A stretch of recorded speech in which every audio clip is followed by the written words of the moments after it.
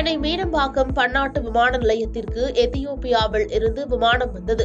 அதில் வந்த பயணிகளை சுங்க இலாகா அதிகாரிகள் கண்காணித்த போது நைஜீரிய நாட்டை சேர்ந்த வாலிபரிடம் சந்தேகத்தின் பேரில் விசாரித்தனர். அப்போது சுற்றுலா விசாவில் சென்னை வந்ததாக கூறிய அவர் திடீரென வயிற்று வலிப்பதாக கூறியுள்ளார். இதனால் மேலும் சந்தேகமடைந்த அதிகாரிகள் அவரை எக்ஸ்ரே எடுத்து பார்த்ததில் அவரது வயிற்றில் உருளை போன்ற ஒன்று இருப்பதை கண்டுபிடித்தனர். இதையடுத்து மருத்துவமனையில் அனுமதித்து இனிமா கொடுத்து வயிற்றிலிருந்து 71 மாத்திரைகளை எடுத்தனர். அதில் விலை உயர்ந்த கொக்கைன் போதை பவுடரை மறைத்து கடத்தி வந்ததை கண்டுபிடித்தனர்.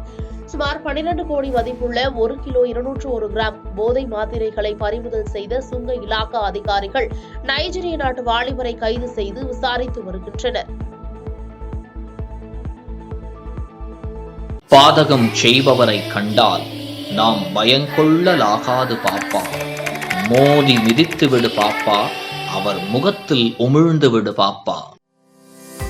அண்மை செய்திகளை உடனுக்குடன் தெரிந்து கொள்ள இணைந்திருங்கள் இயம்நாடு தொலைக்காட்சியுடன்.